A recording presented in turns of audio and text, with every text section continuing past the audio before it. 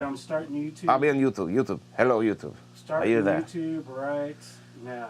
YouTube, can you hear me? Oh, I see. Starting Facebook. Facebook's going.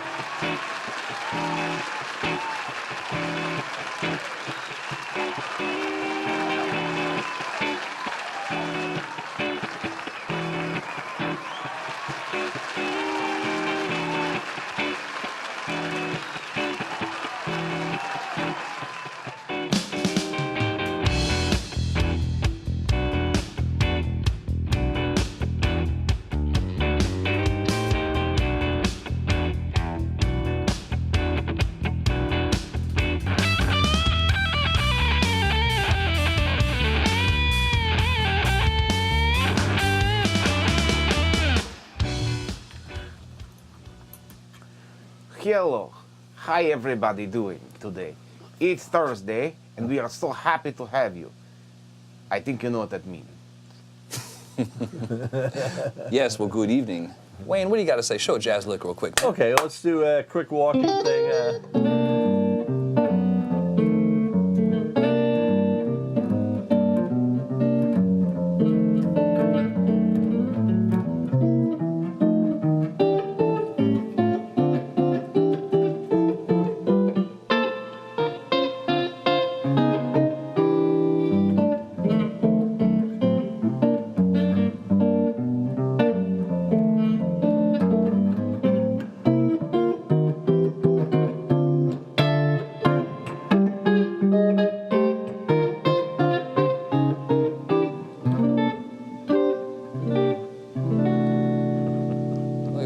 Right there.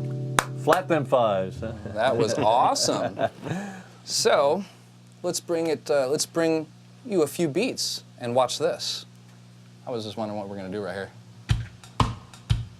We'll follow you. Okay. Same thing, huh? 12-bar blues, huh? Sure.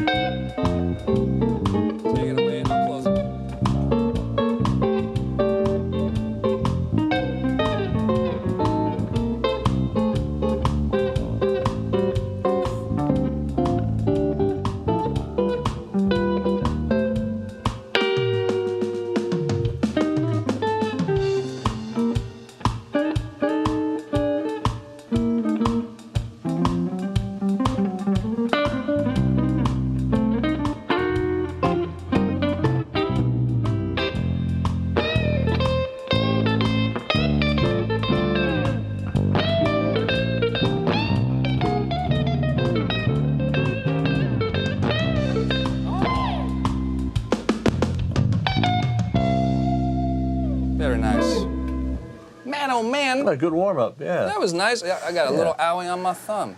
It's hurting. No kidding. Welcome to the show. I am MikeRuggirello, the host of Theory Thursday. We got Mr. Jason Thomas as the co-host. He's got some nice words for you. I have stuff to say real quick. I'll try to make it brief. I'm Jason. Nice to see you guys in here. I appreciate it. I'm a little under the weather, so my voice is kind of weird. Don't hold me too accountable. I'd like to thank our sponsors, Singer Sound Beat Buddy, Kurt Mangan Strings, Mad Hatter Guitar Products, Guitar Tune-Up San Diego, Iconic Guitars, and also SWR Video Productions, Mr. Dave Wright. Also hit the Patreon, hit our website, www.theorythursday.com. We are selling strings, guitars, and all kinds of stuff. Give us some love on there. And if you want a Beat Buddy, type in the promo code Theory10. You'll get 10% off. I see people buying them pretty well lately. You got some stuff back? They're selling. Yep, they're selling. People like our strings. And yeah, good hit that strings, Patreon account. And back to you, Mike. Thank you, Jason. Happy to have our guest here today. I am Excited to have him back. ecstatic. Yeah, we are so excited. Ladies and gentlemen, welcome this awesome kick-ass musician to the left of me. It's his sophomore episode. He has received the Lifetime Achievement recipient, also a 12-time author of writing blues guitar instructional videos for Alfred Publishing. And a novel, a memoir. And my right? favorite novel right here, And the memoirs. the novel of 50 years, 50 bands, and $50, baby. This is a good read. Lots of pictures in there for all y'all kids. Wayne Riker, welcome back, buddy. Well, thank you, Mike. Good to be back here. Excellent. Thanks for having me back, yeah. So I wasn't kidding about the little rip in my thumb. Huh. You know, I like doing octaves.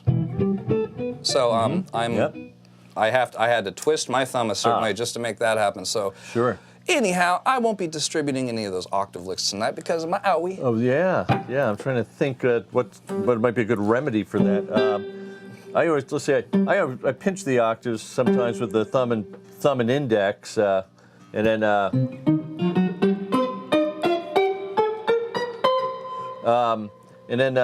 and sometimes I do the percussive thing. So that's how I like to do it. Yeah, like the Wes Montgomery thing, Yeah. sort of this, and then slurring into it. Yeah. I think the 13 gauge, beautiful.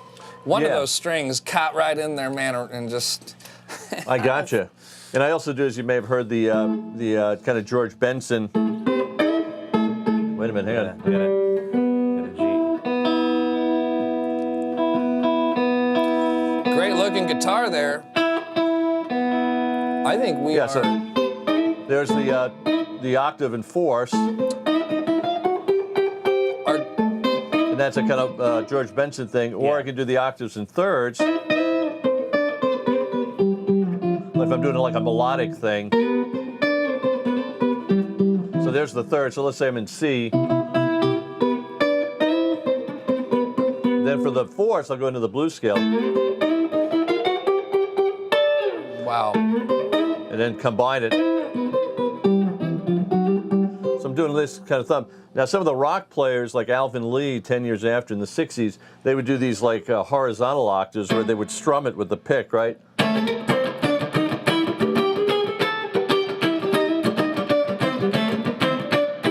Or the Hendrix thing. So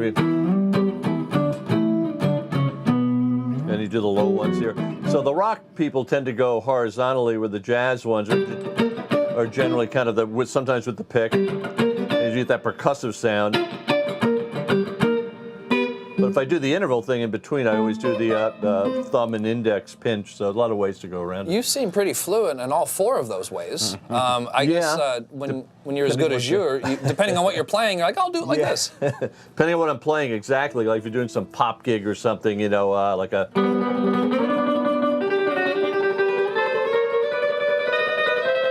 And I'll start to do the octaves.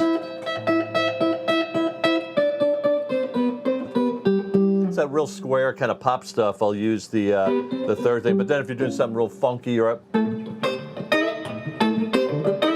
do a lot of that percussive things. But having played all different styles, Short as it chops over here. No, like that. you just kind of fit in whatever you can. But anyway, that's kind of the octave thing. But yeah, sometimes you can blister the thumb a bit depending on your approach and stuff.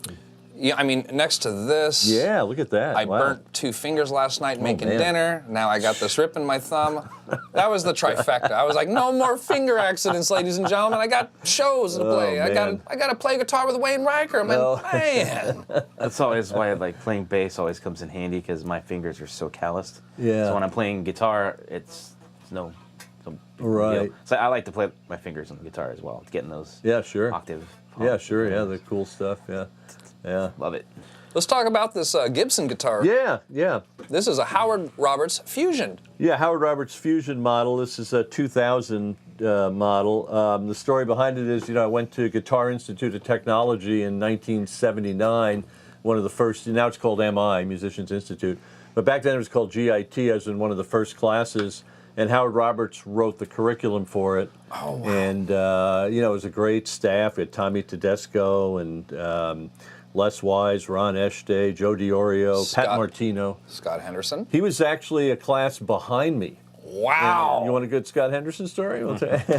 Scott Henderson story, ladies and gentlemen, and music right afterwards. Tell it, babe. Well, it was funny. Back then, it was a one-year program. I'm not sure what it is now. And you'd go every 6 months. There'd be a new class that would come in. So I was the September '79 class. So March of 1980, a new class would come in, right? And we'd be 6 months in. And Scott was in that class. And he was like 17 or 18 and, real thin. He got the curly hair and the loud voice. And he'd crash at the advanced classes. And he'd be sitting in back of me, with another guy, and they'd crash the advanced class. And we'd be sitting there going, hey, man. And they'd be talking and, and all this stuff and practicing. And I'd turn around, hey, shut up, man. Now you're supposed to be in here, But anyway. Really? He did pretty well. Jennifer Batten was in the class before me. And then Frank Gambale was in that time period, and Paul Gilbert. Those are all the heavy hitters, ladies and gentlemen. Yeah, they all went to GIT in that same time period. And but yeah, Henderson is funny. But I, when I did I did 17 years of the summer guitar workshops, the National Guitar Summer Workshop, and Scott would come and guest, at the camps, and so I got to, kid him and razz him about, 20 years later about the stuff that went on at GIT. But it was great back then because there were only 135 of us in the whole school. Wow. So it was really cool. It was like private instruction. And Tommy Tedesco and Howard Roberts and Pat Martino and I love Pat Martino. Yeah, it was great. And they they did every course too. You took classical guitar, blues guitar, fusion, country guitar. A great country guitar teacher, Al Bruno, a great Nashville player. He came in, and so it was a great time. And they're still going. It's called Musicians Institute now. But anyway, back to the story. Howard Roberts, the model had come out in the late 70s, and he said, look, we're going to give a free model to the best student in the class. Dude. So I was runner-up, and this guy won it, so I thought, man, I was runner-up. I almost got it. So all these years later, it was around 2011, I was teaching guitar, and somebody brought in this guitar to be repaired, and he said, hey, I'm selling this. Anybody want to buy it? And I said, Howard Roberts, yeah.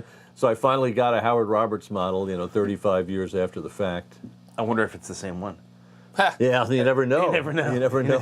How many of those? Our, how could they have gotten here? Our very close dear friend Davey Carano that has been on our show a lot of times. He has one of these, and he loves his. Yeah. And his older brother, Joey? I'm not sure what Joey plays. Yeah. If any of you know what we're talking about, feel free to write in the comments.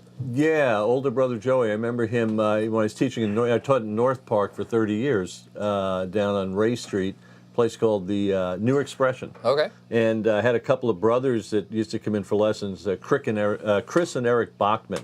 And they'd come in and they'd go, man, you got to hear this guy. He's over at Mission Bay High. Joey Carano. He was like 16 at the time or something. Yeah, he's really something. And I thought, okay, so I kept the name in mind, and then he's done really well. Great player. Yeah, that guy. I mean, it's the little joke that I have for him is he like makes the whole tone scale sound really melodic. That's right. I'm just like, shit, man. Like the approach. You remind me when I see guys like you doing certain things. Like here's the thing. Check this out, ladies and gentlemen. I'm gonna play this chord. What comes to mind? Show some licks, man. Okay, Go. Now.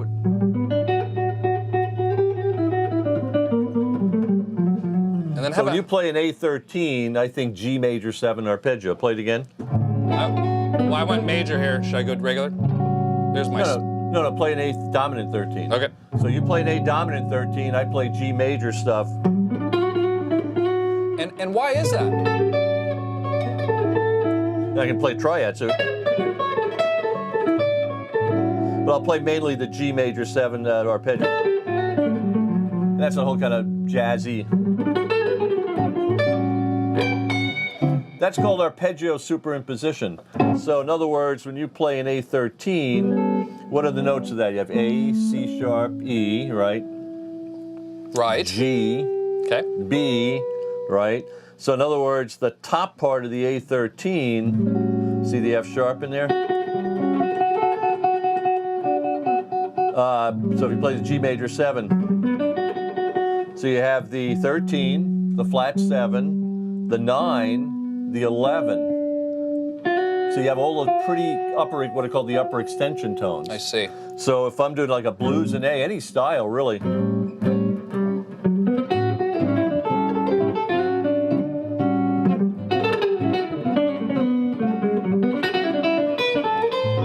So you're essentially ignoring the 1, and you. Correct. You're ignoring the 1. You're playing the flat 7, the 9, the 11, and the 13. Great tip for you guys out there. Now, even if you're playing like just a regular A7, play like a regular A7. Sorry.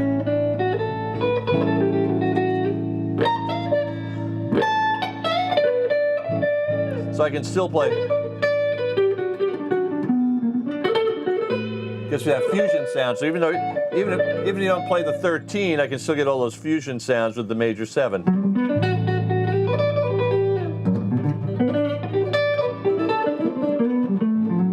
That's brilliant. It really is. That's called arpeggio superimposition. You play the upper extensions of the chord. So any dominant 7 chord, I play a major 7, arpeggio a whole step below.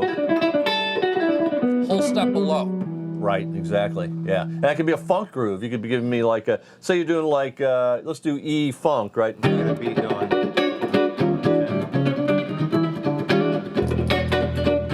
Let me lay a beat on that real quick. That sounds fun. So if you do like a, say a funk in E, for example, then I'm going to play a lot of D major 7 arpeggios. I got 90 BPMs. This one's faster than this. Doesn't matter, whatever tempo. And I'll mix it in with like E blues stuff to give it like both worlds, right? Give me an E9 thing.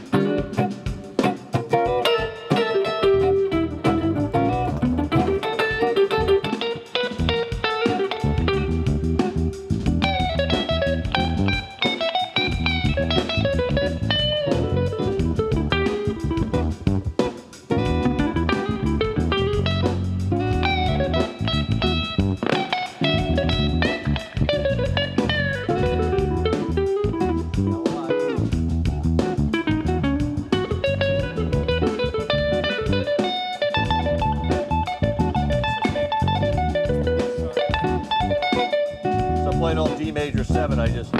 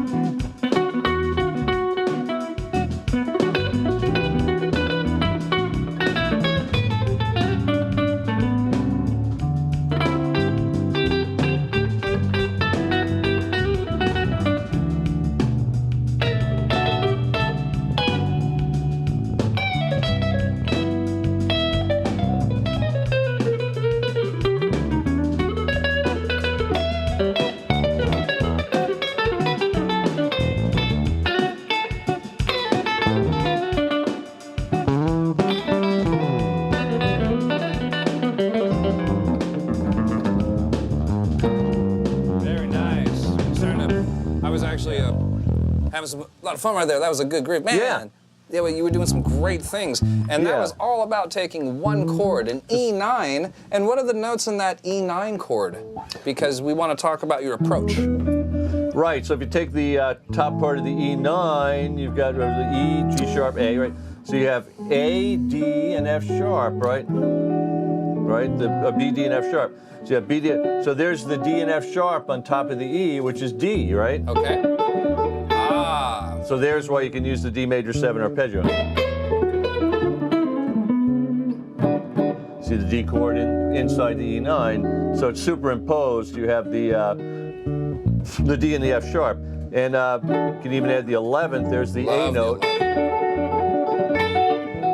Yeah, so I can play licks all across D. I need that part of your brain, man, in my head, because those are very, very sophisticated approaches. Yeah, and you can go right down the whole D major scale. Watch B minor, A, G. So a lot of those fusion licks here are all like triad stuff. You So know. you essentially took the key of B minor. You want to use all the bits of B minor. Exactly. So where you're playing E9, you know, of course you can play the blues scale.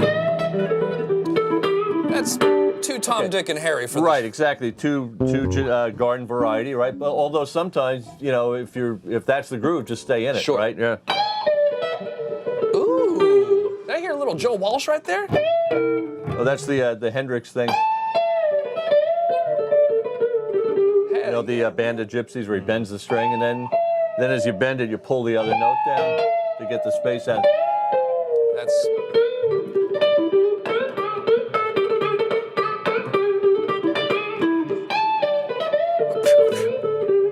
sweep the that's floor, baby. Yeah. Yeah, I mean, that's always the approach. You can always do like blues stuff, right? Like minor pentatonic. But then if you want to get more melodic, you just go into D. Okay, so that was a really neat thing you said. If you want to be more melodic, do D, the relative major. Yeah. Is relative major like an oxymoron term? Because relative minor. Kind of. Okay, good. Because Yeah, I'm glad. yeah. See, I love that you're here because you correct all of my little the little isms that I have. Remember when I used to write you caught me at GWP, and we'll get to there in a minute. Sure, yeah. So I'm at GWP. That's Guitar Workshop Plus, a wonderful Canadian company, and that's how Wayne Riker and I met. We're off to Right. school for a week one day, and Wayne's checking in on me, making sure we're cool because we hang out and eat lunch and stuff. And I'm on the board. I'm writing out my lesson. He's like, "So what are you gonna teach the kids today?" I'm like, "Check it out, Wayne. We're gonna do the key of G." He's like, "All right, what you got?" So I write big M, little m, big M, and I write a 7 with a slash, and then relative minor, and then the half diminished with the slash. Right. Anyhow, Mr. Riker says, "Ruggierello, you're not supposed to put the 7 like that. That stands for major 7. I'm like, "Oh my lord!" And that was the beginning of our relationship. I was That's like, right, "Wayne's yeah. my guitar dad." All the technical stuff you never really need to know to play, but it's good to have. You are the semantic king. You could probably write a book about theory semantics, and it would be a There you go. Not a bad idea. But I digress with the Okay, story. yeah, no problem. And the melodic approach.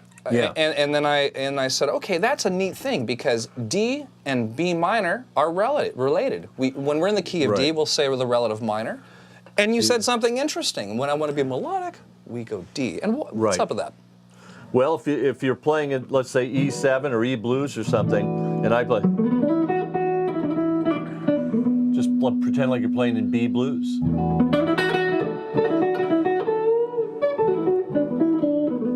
Because you're only one note away. Here's the E minor pentatonic. But the D major pentatonic, it's the same notes minus 1. Instead of the G, you have the F sharp. Yeah, the G makes it more tense because in my E9 I have the F sharp, you know. Yeah, here's your B minor. Look how close it is. You see the E9? It's just the G sharp and A. So that's why it's so colorful. You have it accents the 9th, which is the F sharp. And you don't have. Now, if I want to get more funky again, now I'm back into the. Heck, Now one yeah. more. Then I can just eliminate it. Now get back.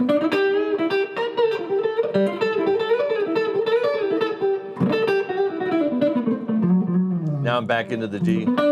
It's like you combine. The trick is combining all the ideas in one area. You know what this reminds me of, man?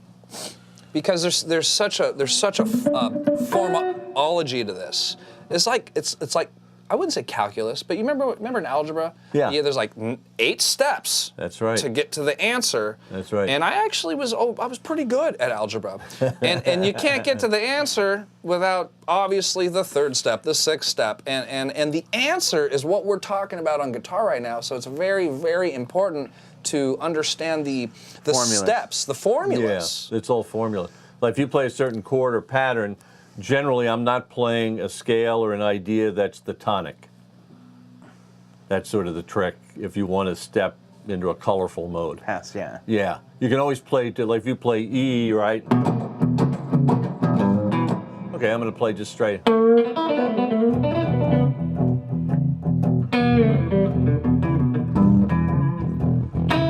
Static or form? Want me to? Yeah, so that's just, static on the E, then I'm just going to play E blues. But now let's say it's something more, something more like funky, then I might go into something more colorful, I don't even know what you did right there. Just syncopating it, yeah.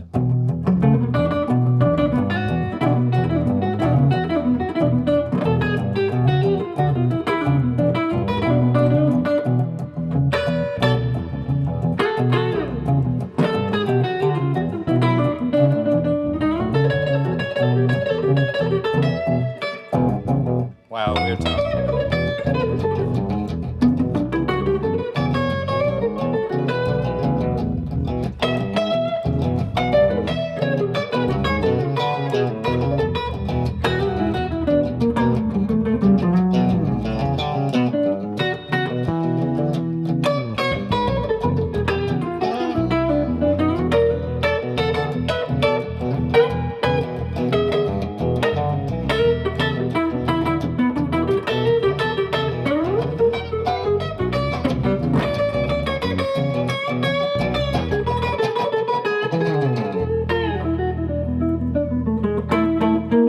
Yeah, so I was can go back cool. between the E, the kind of E pentatonic, right? And then slip into that D groove, The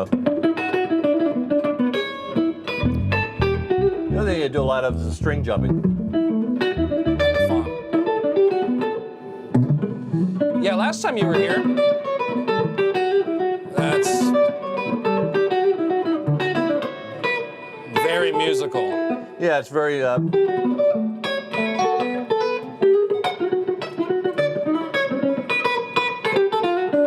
And then I can at any time go back. If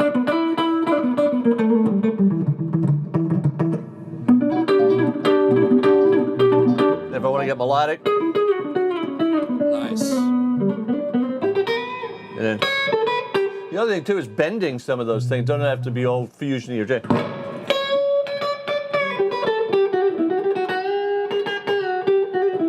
I'll do a lot of these doubles too. Just go like a half step below and bend, right? That's cool. Very, very One player I think that I get a lot of those concepts I did years ago was Jeff Beck, because he'd always be doing that. He'd be playing something inside, then he'd kind of go into those real sweet color tones and just simple phrasing, nothing real complicated, just great sounds and colors, a lot of double string stuff, and so. He's got a really cool new record out. Does he? Yeah, he's still going. Yep. Yeah. Anyway, so that's some of the finger tone. yeah, that He finger gets tone he's kind of got thing. that- Yeah. He's Yeah, got that. Yeah. You can tell it's him. Yeah, I know exactly right away. Yeah, exactly. Yeah, he abandoned the pick somewhere in the late '70s. Yeah. Dropped it at a gig. I heard he was like in the middle of a solo or something. Oh, is that right? And then Yeah. that's how the story Legend. goes. Who knows? Legend has it. Yeah. Legend has it. Yeah. Yeah. So anyway, So let's talk about GWP. Guitar Workshop Plus. Yeah. You are the point man here. You're like one of the main Yeah. teachers. Yeah, Guitar Workshop Plus has been going in Canada since 2002, and with Brian Murray, the head administrator of Hi, that. Brian. I don't know if he's around, but he and I worked at the other company for a long time. I was there 17 years during workshops for Natural Guitar Workshop, and then Brian started up his own, and then called me 2015 and said, hey, I want to do a camp in San Diego. He already had a couple in Canada. So I was hired to form a staff, and my first choice for rock guitar was MikeRuggirello here, and I got a really awesome write-up in the newspaper about that too. Thank you, Bart Mendoza. So there was a perfect storm. You know, you picked me, and then I was in the paper. Yeah, and cool. we had Billy Ray on drums. Ray. John Simons on bass, and Tommy Collins, great jazz player, Yes, and he's still there. And Todd Pike was doing some stuff on acoustic guitar teaching, and now we got Keith Greenwood, your buddy, doing the rock classes. Yeah, Mr. Greenwood. Yeah. And it's cool as we have some really high-profile guests that come in, you know, technique-oriented guitarists that very few people have heard other than guitar players, right? Eric Gales is coming in this summer. And, he's great. Albert Lee is going to do a country, although Albert Lee's a great blues player. I mean, that's how he started in the 60s, and then got into that whole country sound in the 70s. Anyway, so he's coming down. And then Nita Strauss of the Iron Maidens will be there. She's great. So Brian gets a good crew, you know, at all his campuses. He's got a campus in Nashville now, and then still one in Toronto, and then one in Seattle. So he's got the 4 campuses, and he gets really the top-notch, you know, high-profile guitarists, you know, that are the guitarists Yeah. come in and stuff. And you were there the first year. We had the 2 bass players, right? There was Rhonda Smith. Rhonda Smith from Prince. Right, and Stu Ham. And Stu Ham. Yeah. So that was and then Paul Gilbert. And Paul Gilbert. Paul Gilbert came down, yeah. So he gets great people in there, and it's fun. I love teaching the blues class there. And last year I had Debbie Davies come down and co-host with me. The year before that, Robin Ford. And then with the old company, I co-hosted a lot of blues players, Eric Johnson, Red Volkart, Dave Grissom, Gary Hoey and stuff. So it's really cool. You get to hang out with some high-level players and then do a concert with them and stuff. You can eat lunch with them too. You eat lunch with them, yeah, hang out. And, and it's really cool because, as you know, you spend a year doing it.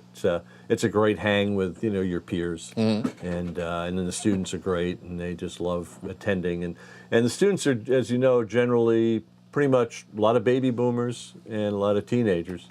That's kind of the main demographic. And really great experience because I remember having the largest class, being the new clinician on the block. Let's give them the most guys, let's see them sweat. And I pulled it.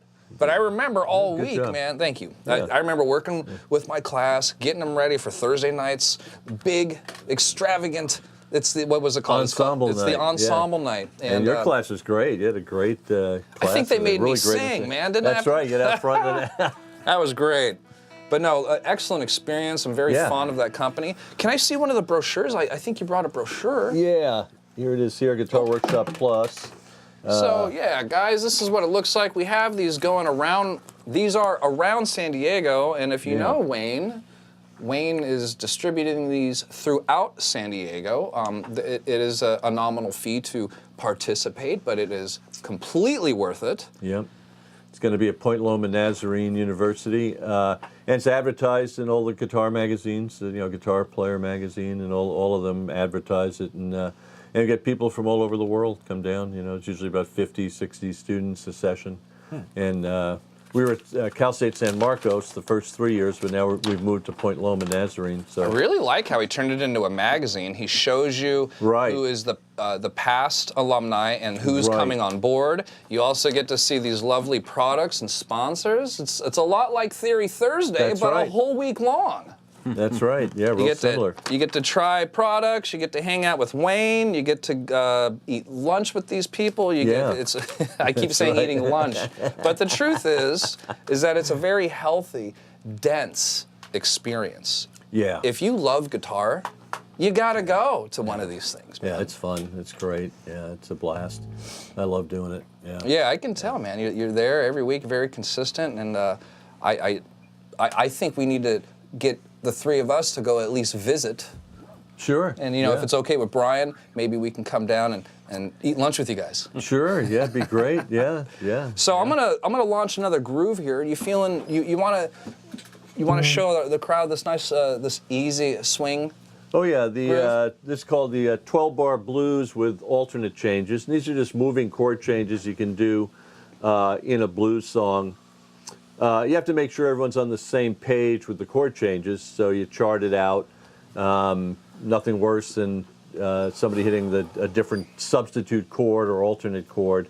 We call it a train wreck in the business. But yeah, we can go through it, and I'll maybe show you some ideas for soloing on it. We call it a Thursday night. That's right. There you go. Where's This the drummer? That was actually really funny. So I'm going to hit this. Okay. Jason and I, we're going to follow you. Ladies and gentlemen, hold on to your picks and check this out. You're going to see us start, and you're going to see us go back and forth a little bit, and then we're going to talk about our approaches on why we played what scale. All right, take it away, Mr. Riker. A 1, 2, a 1, 2, 3, 4.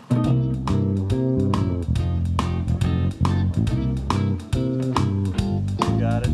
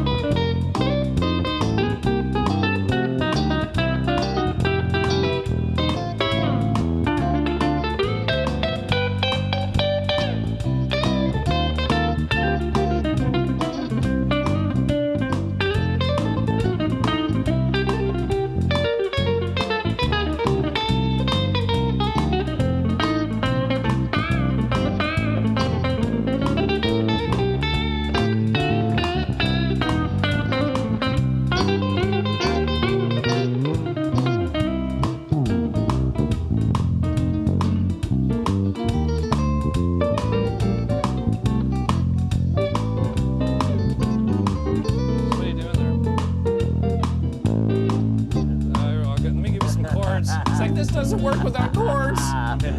And then Comping, actually, just copy over. There you go.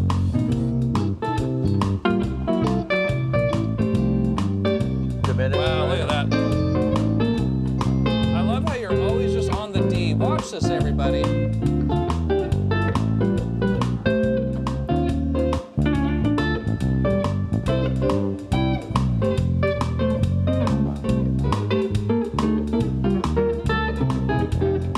Don't try this at home. It's great, man.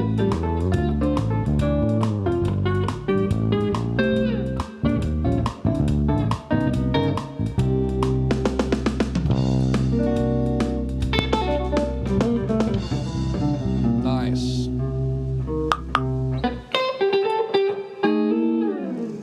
Man, that was some intense killer playing, dude. Oh, That was just moving, comping, actually. So comping was a Comping, yeah. I think comping the way you were doing it, you were like just basically staying off your D form quite a bit.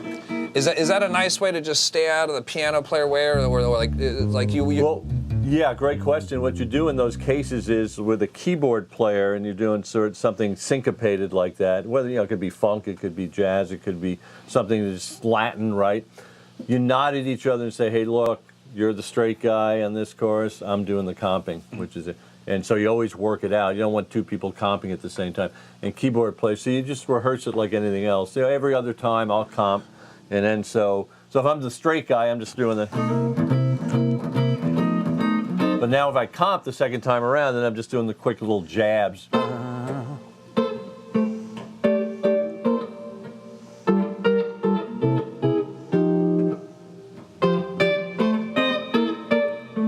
So it seems a little bit more melodic, like Yeah. the top of the chords moving around a little bit. Yeah. That's something. That's secret code magic guitar right there. I like that.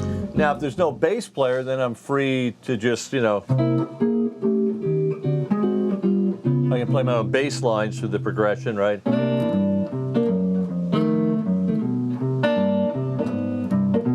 Or if the bass player shows up late or he's drunk, I tend to.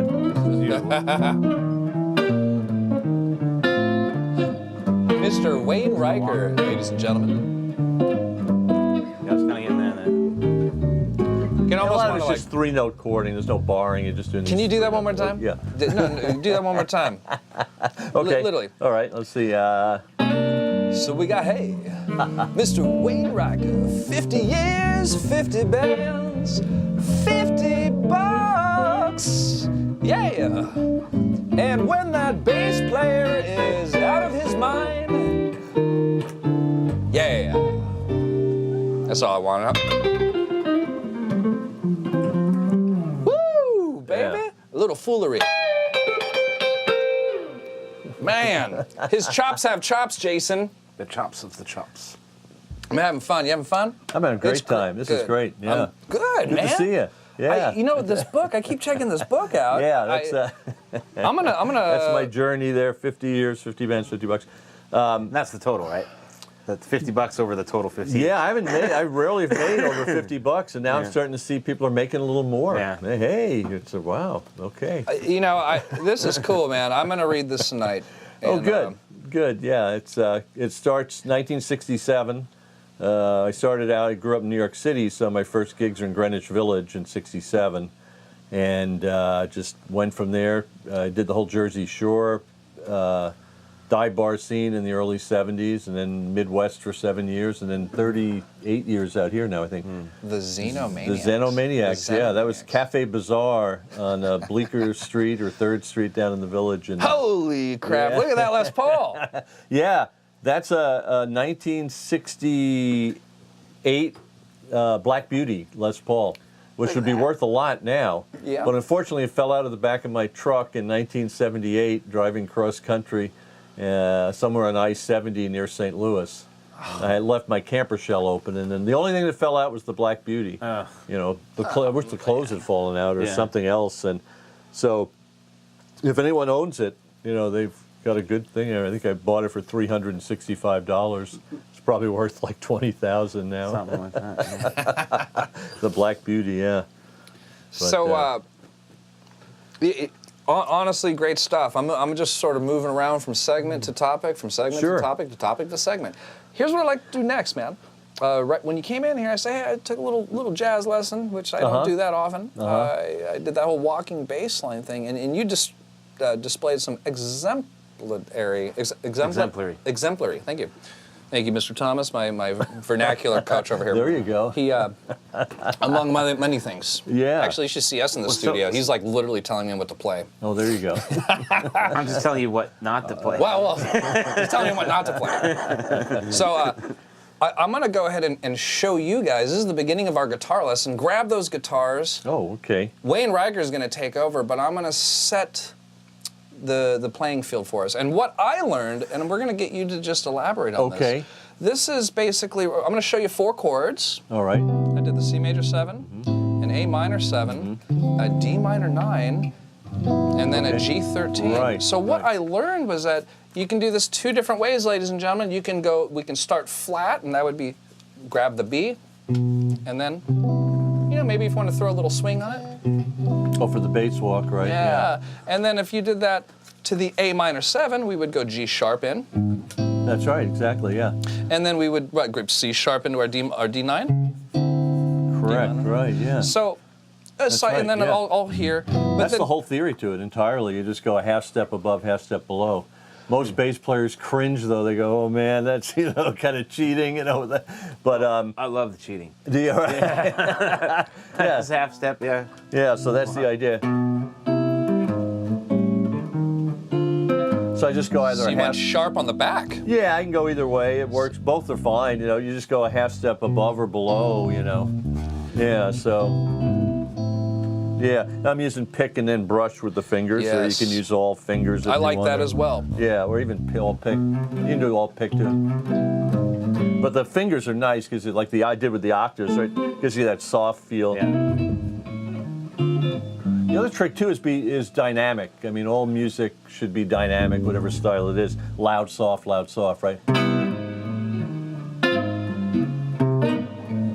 Those That's stabs in. totally awesome. Yeah, because that really makes it, is the dynamics, whatever style you're playing is just real loud, take people on a journey, undulation-wise. The other trick, harmonically, you can do with a 1-6-2-5, as we just did in that example, is it's called the flat 5 substitution. You can go a flat 5 above A, which is E flat, right? Make it dominant, right? So you have,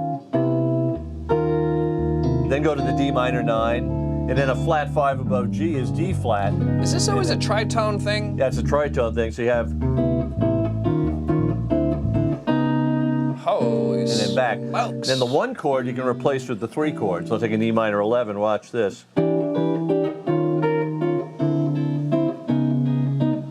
So now I'll combine them if I'm playing like a 1-6-2-5, like Blue Moon or something. So that is Blue Moon. Yeah. Blue moon, I saw you standing above, right? Now watch this. Da na na na na na. Wow. Da na na na na na. And I can do these sharp 9s. Right, the Purple Haze chord. So those are real cool. I can do that too. Now I can combine all of it, right? That. So that's called coming in from the 3 chord. So here it is again. Now walk down. It gives it real life to the whole progression. And you do that behind singers a lot of times. Like if they're singing, it makes them sound a little more dynamic, right? Some singers will be hip to it, and sometimes when you throw that stuff in, they'll give you, it's always a singer, it's a look, either this or the dirty look, like, oh boy. And then like, okay, yeah, I won't do that again. Don't step on my melody. Don't step on the melody, right? But most singers appreciate the chord movement. Yeah, that's a great trick. I can also, if I'm doing the bass, I'll do this.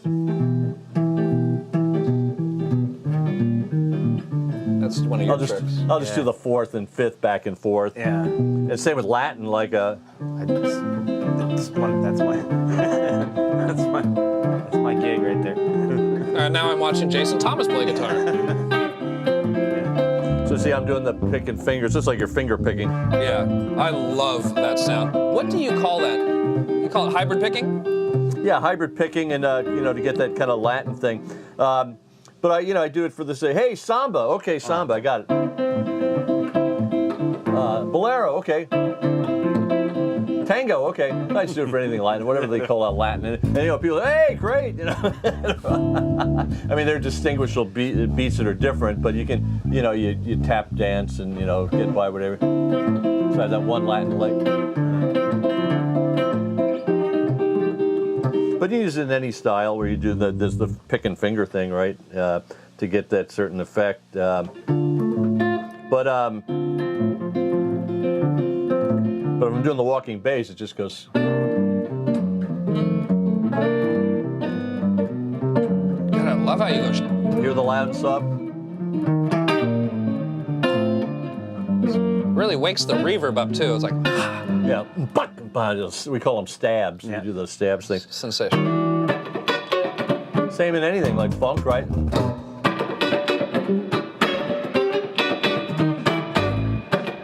Hear the loud and soft. Yeah.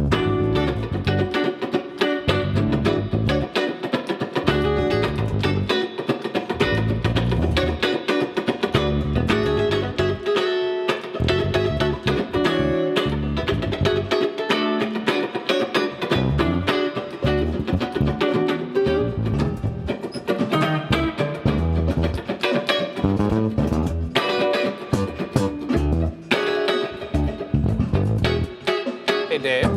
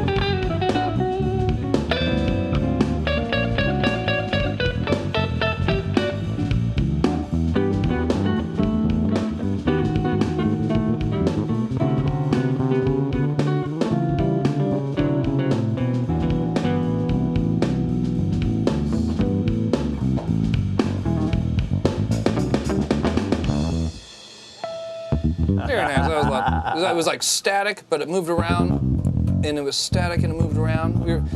I mean, your ears are fantastic. I would just go somewhere. He's got good ears too. Yeah. Everyone's got good ears. That's good. Free association, jam. Stream of consciousness. Stream of consciousness. Dayquil. Yeah. One lesson Cold medicine consciousness. that is really Somehow we got the 12-bar blues into the... Somewhere, kind of. Did it show up? Yeah, Barely. it was okay, yeah. You taught Static, a yeah. really neat lesson about the 2 and 3 chord, and in this case, Oh, I guess yeah. remember that A minor and the B Yeah, minor, yeah, and we yeah. were doing the inversions. Right, that I was remember really that. special. I really Yeah. liked a lot of that. Yeah, if you got that, like an A minor thing, right? Nice. Oh. All right, Mike. So what you do is it's a kind of Allman Brothers keyboard thing where they move up the... So I just go the A minor to B minor with the note going up on top, right?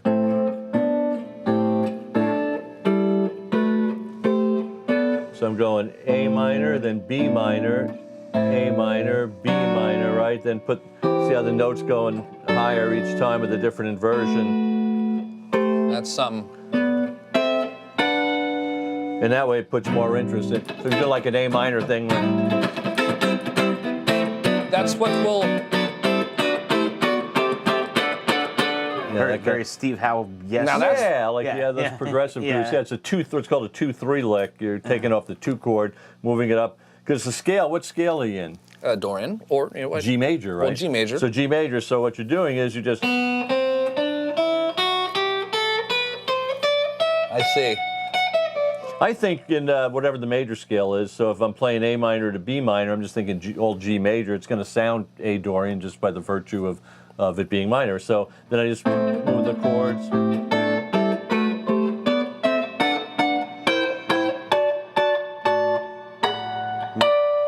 And then, right, then you can do the same. Yeah, right. So then my licks, if I solo, I can go all G major.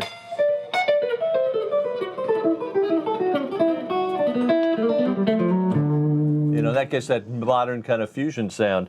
So just A minor, 2-3. I just think everything G major.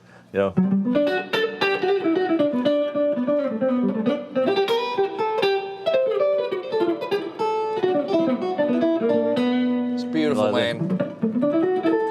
Yeah, and then you get those fusion sounds. Now, if you're just playing straight A minor, right?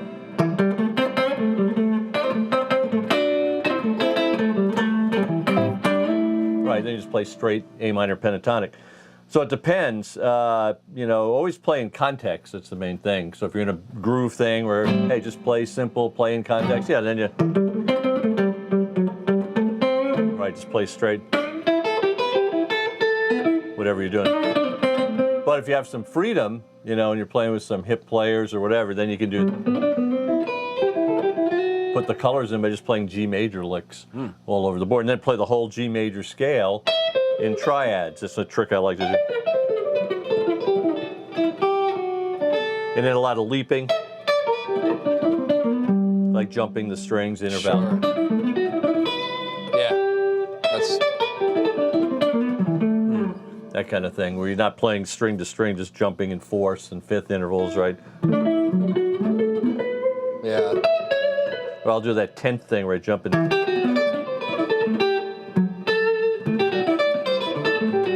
So it's like playing in thirds in G, but I'm jumping in 10th intervals. So go back to my triads anywhere. Doesn't matter knowing the neck, knowing the triads, Sure. and then just practicing the big jumping, the leaping sound. It's really, really awesome having you in the room, Thanks. displaying these very kind of advanced decoding kind of my and decoding. favorite guitar players, what they're doing. Yeah, and a lot of it, George Benson. again, is playing the upper extensions of chords and playing away from the tonic. Yeah. So if someone plays A minor, I'm thinking just G licks. And they'll come out minor because the person's playing minor.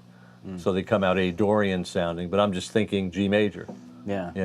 The colors are there in that key.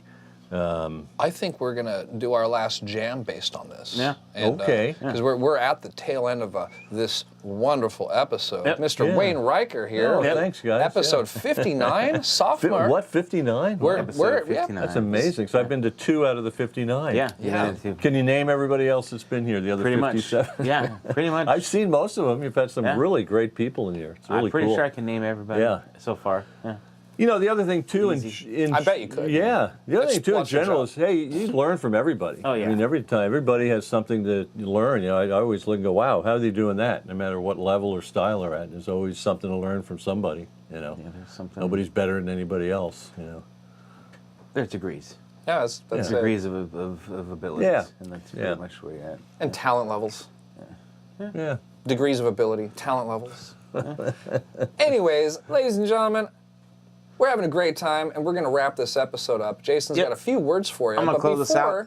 Before you close this out, I would like to say thank you very much for participating, sticking with us, helping us grow. Like, share, and subscribe. And man, if you want to hook up one of these beat buddies, all you got to do is go to our website and type in Theory 10. Theory 10, because we sell these awesome products off our website. TheoryThursday.com, Theory 10, get your discount, hook some strings up, buy this book from Mr. Wayne Riker. It's a great read. It's got pictures in it. It's on Amazon. It's on Amazon. Which, in Mike's definition, great book has to have good pictures. That's right. See me evolve. That's my opinion. That's Mike's opinion. CD. Yeah. And yes, CD. the I got the CD. CD, right. I got it up. Oh, you got it in it. lower thirds? There it is. Soulfully Sliding. It's all slide guitar in all different styles, all in standard tuning. Yeah, it's Very really cool. exciting. Now I can't wait to check that out. Thank you very much for coming Hey, back. thanks for having me. You're Yeah, welcome. I yeah. can't wait to bring you back for a third time. We'll work that out. Absolutely, yeah. You live down the street now, man. That's right. I'm right in downtown San Diego. If I'm ever sick, would you host a show? Yeah. I Would can you? do that, yeah. Wouldn't that be yeah. crazy? That'd be Why cool. not? Yeah. Be good. Well, he lives close. I'm going to start taking advantage Why, of it. yeah, there you go. We'll talk about that. I think it's a great idea. Yeah, and you sounded great. Played some great stuff on that last jam. It was really cool. Thanks. Yeah, as I'm listening, I got my ears open, thinking, all right, is he doing that little thing there? Yeah. Right on. Oh, yeah. I appreciate the thoughts there. That's, Oh, yeah, you learn from everybody. Yep. Well, Yeah, cheers. you guys figure okay. out what we're going to do. Cheers, Okay. man. Yeah. Big cheers here. Wayne Riker, My everybody. root beer here. Yeah, Yeah. root beer. And then I'll Israel- take us out. Israel Maldonado will be here next week. Oh, Really? So, Oh, there you go. so tune in. We're going to have, Fantastic. he'll be back for his sophomore. Second time, yeah. And he is going to be teaching the acoustic guitar class at the camp. Oh, Yeah, we wow. just hired him last week, so Israel's going to be doing the acoustic guitar class. Well, Sweet. good. Yeah, That's great really guy. good. I always Yeah. have fun when he's here. Yeah, Yeah, he's. I like when he sings in Spanish. yeah. Yeah, it's a neat and I thing. got him the guitar school gig at the high school. Yeah, And I that's started that love program Yeah. for 1 year, and then Israel's taken it over the last 3 or 4. So it's That's done really something. well. Yeah, cool That's stuff. great. Yeah, Well, there's a connection. Coming back, follow-up guests. yeah, Awesome. yeah. Right. Yeah, you 6 guys figure degrees out- separation. What you guys are going to do, Yeah, I I'll think we're- send everybody on their way. Hey, guys, thanks for watching again, and thanks for putting up with me. I've been sick. I appreciate Yeah. it, so I haven't had much to do, but I think we had a good time. I had fun playing with Wayne, as always, and learned a lot Yeah. today. I'm sure you guys did, too. Again, thank our sponsors, Singer Sound Beat Buddy, Mad Hatter Guitar Products, Kurt Mangan Strings, Iconic Guitars, I'm wheezing as we speak, SWR Video Productions, and Guitar Tune-Up San Diego. Also, Mike mentioned the website, TheoryThursday.com. Also, hit up our Patreon and go to our YouTube channel and like, share, and subscribe. We'll see you guys next week. So I went ahead and chose Funk 10. Okay. I put the BPM at 123, so it's just like Yeah, it's a little bit of a okay. crapshoot, Here but we let's go. Sure, what the heck.